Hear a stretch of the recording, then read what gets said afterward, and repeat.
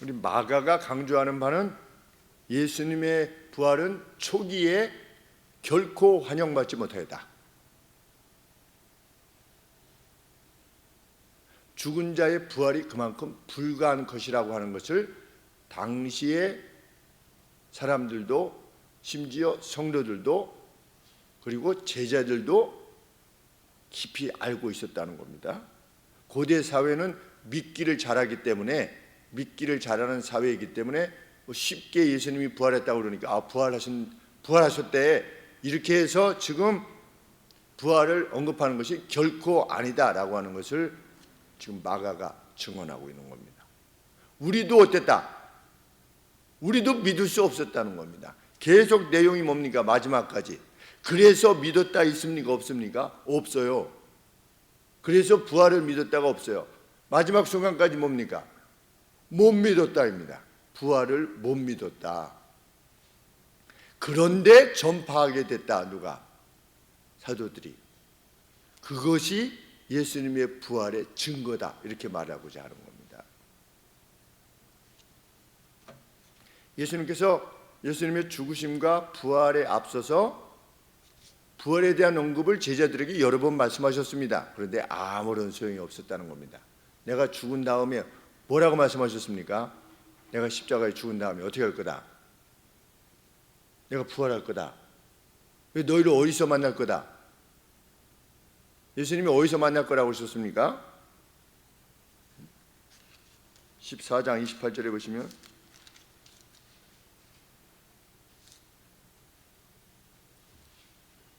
그러나 내가 살아난 후에 너희보다 먼저 갈릴리로 갈 것이다.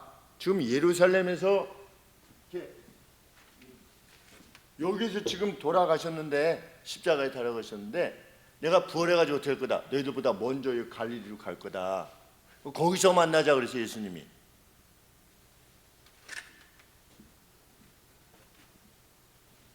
그런데 아무런 소용이 없었던 겁니다, 제자들에게. 왜? 명백하게 예수님이 죽으셨어요. 피를 흘리고 죽으셨어요.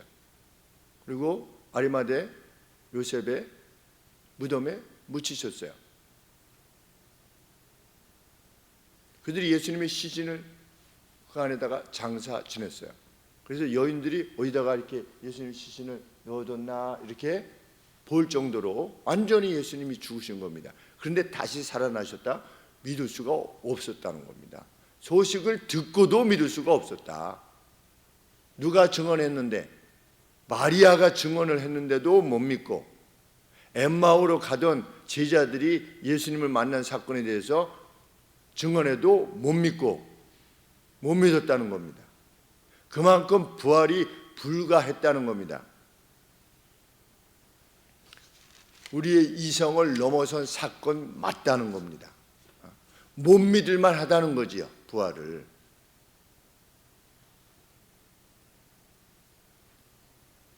만일 예수님의 말씀을 마음에 두었다면 여인들은 무엇을 고민해야만 했겠습니까? 예수님이 돌아가시고 난 다음에 무엇을 고민해야죠? 내가 너희보다 먼저 갈릴리로 갈 것이다 이러니까 여인들이 뭘 고민해야 되냐면, 야, 이거 갈릴리로 어떻게 가서 예수님을 만나지? 라든지, 갈릴리가 뭐 그냥 조금만 무슨 물 웅덩이입니까? 그것이 아니라 큰 바다인데 어디서 예수님을 만나야 되는 것인가? 이걸 고민했어야 되죠. 그런데 여인들이 뭘 고민하는 겁니까, 지금 예수님의 시신에다가 지금 향품을 발라야 되는데, 왜? 향품의 발을 몸에 발을 향품을 준비했다는 것은 예수님이 완전히 죽으셨다는 거죠. 그렇기 때문에 여인들이 고민했던 것은 뭡니까? 누가 그 큰 돌을 옮겨줄 거냐, 이거를. 예수님이 다시 살아나실 것이라는 것에 대해서 뭐 전혀 아무런 생각이 없었다는 겁니다. 예수님이 말씀하시든 말든, 아이고, 그들이 어떻게 이해했는지 모르겠어요. 예수님이 다시 살아나신다고 하는 바에 대해서. 그래서 가면서 서로 말하되 3절에 누가 우리를 위하여 무덤 문에 돌을 굴려주리요 하더니 눈을 들어본즉 돌이 벌써 굴려져 있었다. 근데 그 돌이 뭐라고 했냐, 익스트림리 라지했다. 아주 특별하게 컸다, 돌이. 근데 그게 옮겨져 있는 겁니다. 옮겨져 있을 때에도 여인은 예수님의 부활에 대해서 전혀 생각을 할 수가 없는 거죠.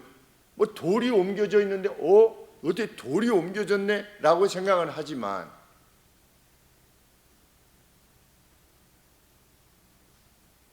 들어갔더니 누가 있대요? 5절에 보니까 무덤에 들어가서 여인들 참 대단합니다. 그 이스라엘의 그 무덤 가보니까 한 글쎄요, 높이가 한 요 정도 되는 구멍이 들어가는 게 입구가 한 여기서부터 제가 본 거는 한 이만해가지고 여기가 뚫려 있는 거예요. 그래서 이 안에 가면 저기 안쪽에 돌 같아 보였는데 그냥 아무것도 없는 흙이 아닌 돌같이 생긴 공간이 있는 겁니다. 그러면 사람이 시신을 거기다가 놓으면 그냥 거기서 부패하는 거예요. 거기서 썩고 이제 뼈가 남는 그러한 형태의 무덤인데, 그러니까 이제 이 안으로 이렇게 석굴같이 생겼으니까 이렇게 들어가서 본 거죠. 그랬더니 누가 있었다? 얼마나 무서웠겠어요. 흰 옷을 입은 한 청년이 무덤 오른쪽에 우편에 청년이 우편에 앉아 있었다. 이것만 해도 놀랐을 것 같아요. 그래서 여기 뭐라고 했냐? 어메이즈했다. 무서워했다. 근데 다른 본문에 보면 노마 병정들은 뭐 한 겁니까? 다 도망간 거죠. 무서워서.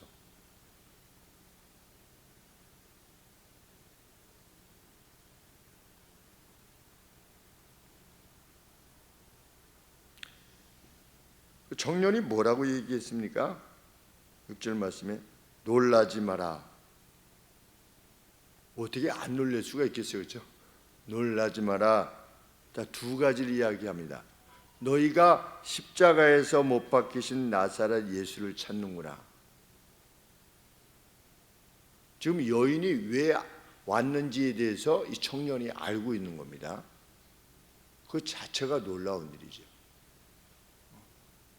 우리가 왜 왔는가에 대해서 이 청년이 알고 있는 거예요. 난생 처음 보는 청년인데 천사죠. 두 번째는 7절 말씀에 가서 그의 제자들과 베드로에게 이르기를 예수께서 너희보다 먼저 갈릴리로 가시나니 전에 너희에게 말씀하신 바대로 너희가 거기서 배우리라 하라 하는지라. 갈릴리에서 예수님을 만나게 될 거다 너희가. 그러니 베드로 보고 어떻게 해라? 제자들에게 말해라. 갈릴리 가서 예수님을 만나라. 이렇게 가서 전해라. 그런데 전에 너희에게 말씀하신 대로, 이 청년은 난생 처음 보는 청년이에요. 그런데 전에 예수님이 제자들에게 하신 말씀을 기억하고 있는 거예요. 기억하고 있는 게 아니라 그것을 그대로 말씀하고 마치 그 현장에 있었던 것 같이 이야기를 하는 겁니다. 그 두 가지 신비로운 사건인 거죠. 하나는 자신들이 왜 왔는가에 대한 것을 정확하게 알고 있었고, 여기 누웠었는데 여기 계시지 않고 지금 어디 가셨다? 살아나셔서 갈릴리로 가셨다. 그런데 그 갈릴리로 가신다고 하는 것은 너희한테 전에 말씀하시지 않았냐, 그분이. 이렇게 말했더니 8절 말씀에 여자들이 심히 놀라 떨며 나와 무덤에서 어떻게 했다? 무덤에서 도망했대요. 무덤에서 나온 정도가 아니에요. 무덤에서 나왔다가 아니라 무덤에서 막 도망한 겁니다. 그리고 그 뒤에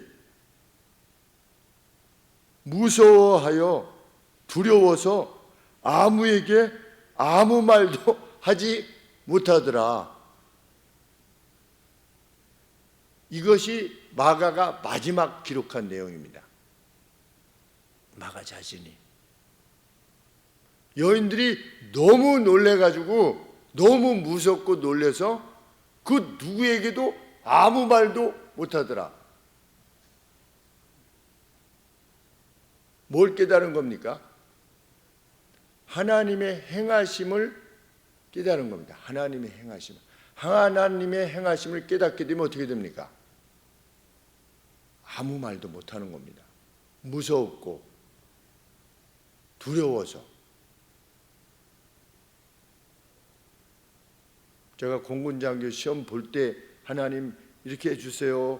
시험 잘 꼭 붙게 해주세요. 붙게 해주세요. 하루 3번씩 정말 간절히 기도했는데 제가 이 종로서적에서 여러 책 중에 하나 골랐던 그 책 중에서 제 눈에 띄었던 그 300 몇십 페이지, 그 5페이지에서 다 나온 것을 확인하게 됐을 때 뭐 감사합니다라는 말이 안 나오는 겁니다. 감사합니다라는 말도 안 나와요. 그냥 무서운 생각이 드는 거지. 무서운 생각만 드는 겁니다. 뭐 이렇게 와, 나는 이제 드디어 붙었구나 이게 아니고 그냥 무서운 거예요.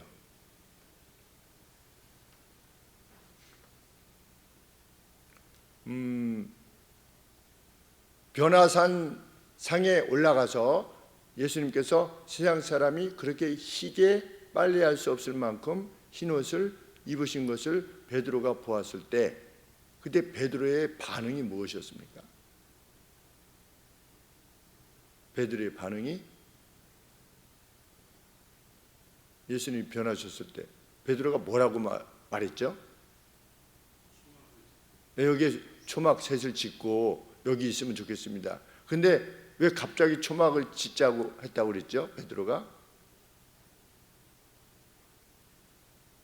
그 성경에 보면 무서워서 무슨 말을 해야 될지 모르기 때문에 그냥 말은 한 거예요. 말은 했는데 무서우니까 그냥 말을 한 거예요. 초막셋을 지어서 여기 있으면 좋겠습니다. 이렇게 너무 무서우니까. 그래서 그가 알지 못했다. What to say. 무엇을 말해야 될지 알지 못했다. 너무 무서운 거예요. 신존재 인식을 하면 그렇게 됩니다. 정말 우리 생에 대해서 그런 날들이 종종 있어 주게 하시기를 하나님 앞에 구하는 이유입니다. 저는 14번이라고 말씀을 드렸습니다.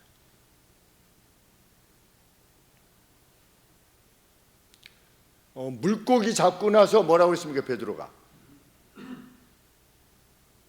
물고기가 엄청 잡히니까 뭐라고 얘기했습니까? 주여 저를 떠나소서. 저는 죄인으로서이다. 예수님이군요. 이렇게 하지. 그렇게 못하는 겁니다. 와 정말 이 고기 봐 있고 이렇게 못하는 겁니다. 정말 신적인 행하심을 인식하게 되면 그거는 환희를 넘어선 겁니다.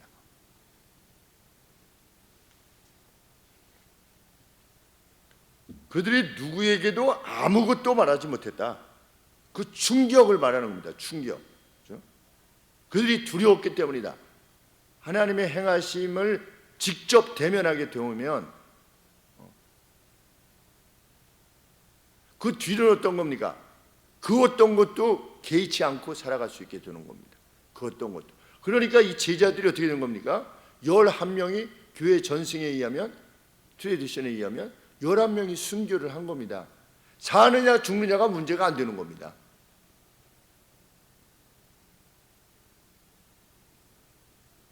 떨림과 놀람이 그들을 사로잡기 때문이었다. 빈 무덤이 지닌 중요성을 여인들이 비로소 인식하게 된 겁니다. 빈 무덤.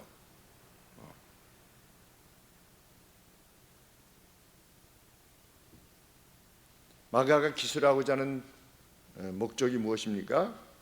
예수님의 복음은 인간의 이해를 넘어선 사건이요, 경이롭고 두려운 사건이었다. 정말 두려운 사건이었다. 그것이 분명히 하는 바는 뭐다? 예수님을 믿고, 예수님 말씀대로 예수님을 믿고 세례를 받는 사람은 구원을 얻을 것이요, 믿지 않는 사람은 죄정함을 받을 것이라고 하는 사실을 명백하게 해주는 신적인 사건이었다는 겁니다.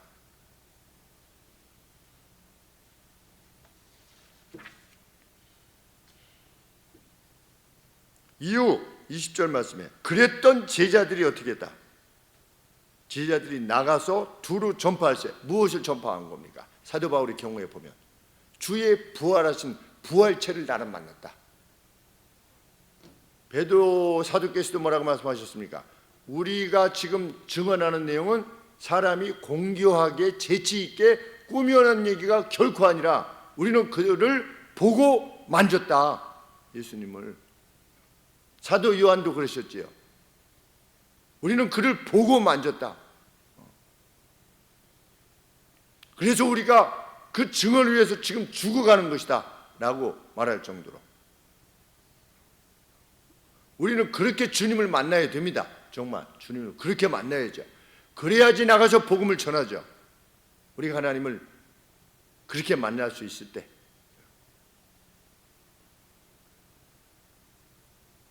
오늘 부활이 사실이라는 것을 전하는 우리들의 증언을 그 누가 순적하게 받는 것을 기대한다는 것은 불가능한 일입니다. 오늘 예수님이 부활하셨. 아 그래요? 아 그렇군요. 이럴 사람이 어디 있습니까? 이래서 부활한 게 맞고요, 저렇게 해서 부활한 게 맞아요. 이렇게 설득해서 예수님의 부활을 받아들이게 한다는 것이 불가능한 일이죠. 왜? 인간의 이성을 넘어선 거니까. 오늘도 마찬가지입니다. 그래도 20절에 보시면 제자들에게는 주께서 함께 역사하사 그 따르는 표적으로 말씀을 확실히 증거하시니라 이렇게 되는데 우리는 표적도 없어요. 그냥 말로 해야 돼. 그래 얼마나 힘든 일입니까? 그들은 예수님이 살아나셨다고 하는 보고를 듣고서도 믿지 않으려고 했는데 그러면 그들이 NT였습니까? 아니죠. 예수님의 제자들이었는데도 그 사실을 받아들이지 못했는데 오늘 우리가 예수님이 부활과 영생을 전할 때 그 누가 받아들인다, 이거 기대하기가 정말 어려운 일이지요. 그런데 놀랍게도 오늘 그 주의 부활을 믿고 받아들인 사람이 있다는 겁니다. 놀랍게도. 사람의 생각으로는 이것을 누가 도대체 믿겠어? 라고 하는데 오늘도 믿고 세례를 받는 사람들이 있다는 거죠. 두려우리만큼 놀랍고 기쁜 일입니다. 그 누가 세례를 받는다는 것입니다. 이미화 성도님께서 80이 되셔서 세례를 받으셔서 예수님의 가족이 된다는 것, 놀라운 일이 아니었습니다. 아마 나이 들어가니까 뭐 점점 기댈 바도 없고 결코 그렇지 않죠. 마지막 죽는 순간까지 예수는 무슨 예수야 이렇게 죽는 사람들이 있어요. 그런데 받아들이시는 겁니다. 오늘도 그 일이 일어나고 있는 겁니다. 왜? 예수님이 이렇게 말씀하셨죠. 바람이 임의로 불매 내가 그 소리를 들어도 어디서 오며 어디로 가는지 알지 못하나니 성령으로 난 사람은 다 이러하니라. 성령의 역사가 오늘도 있을 것이라고 말씀하셨기 때문입니다. 바람은 눈에 안 보이지요. 그러나 어떤 영향을 주지요. 그 영향으로 말미암아 바람이 있다는 것을 알지요. 소리도 나고 뭐 나뭇잎도 흔들리기도 하고 이럴 때 성령께서도 성령 하나님이 계신가? 그런데 어떤 사람이 하나님의 말씀을 듣고 변화되는 겁니다. 믿고 세례를 받는 겁니다. 예수님의 말씀 그대로인 겁니다. 우리의 이성을 넘어선 초자연적인 역사입니다. 뭐가? 그 누가 세례를 받고 예수님의 자녀가 된다는 거예요. 세례를 받는다는 것은 예수 그리스도의 부활을 믿고 자신의 부활을 믿는 겁니다. 예수님이 이렇게 또 말씀하셨죠. 천국은 마치 사람이 자기 밭에 갖다 심은 겨자씨 하나 같으니 이는 모든 씨보다 작은 것이로되 자란 후에는 풀보다 커서 나무가 되매 공중의 새들이 와서 그 가지에 깃들이느니라. 내가 지금 너희에게 전하는 이 복음은 겨자씨와 같지만, 너희들이 전하는 이 복음은 겨자씨 같이 보이지만 나중에 어떻게 될 거다? 큰 나무같이 될 것이다. 많은 새들이 와서 깃들이게 되는 그러한 확장성을 지니게 될 거라고 예수님이 말씀하셨는데, 2000년 지나서 세상 인구의 20억 명이 지금 그 예수 그리스도의 복음을 받아들이고 하나님의 백성이 되어 있는 겁니다. 놀라운 일입니다. 이거 역시 우리의 이성을 넘어선 거죠.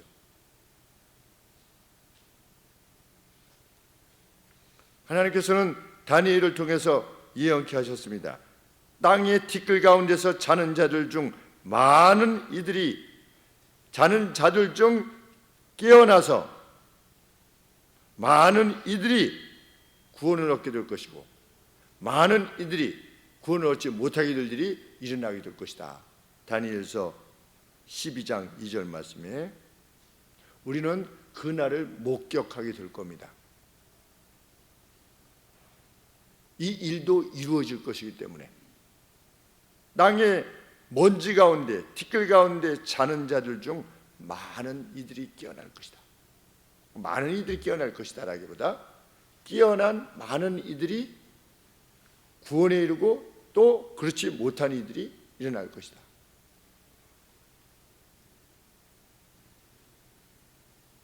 그날 우리는 영원에 속한 이들로서 우리가 그 자리에 있게 된 것에 대해서 하나님께 찬양과 영광을 돌리게 될 것이며, 요한계시록에서 언급한 바 그대로 셀 수 없는 많은 수의 사람들이 주를 찬양할 때 그 자리에 함께 있게 될 겁니다.